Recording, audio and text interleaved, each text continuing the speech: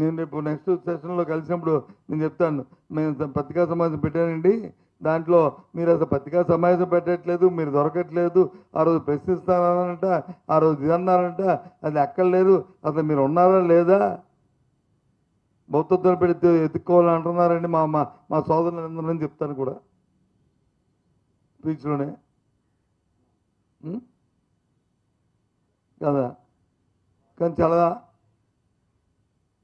బాధాకరమైన అంశం నేను జరిగిన అంశం.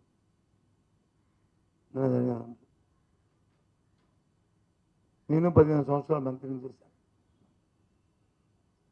ఈ రాష్ట్రంలో ఒకసారి ఎంపీని చేశాను, ఒకసారి పెద్దల దయ వల్ల ఇప్పుడు అపోజిషన్ ఎదుర్కొన్నాను.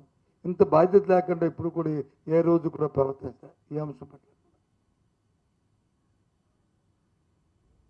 మన బాధ్యత మనం నెరవేర్చి ఇన్సూరెన్స్ అయితే పర్వాలే, బాధ్యత విస్మరించి మన పబ్లిసిటీ కోసం మన తాలూకా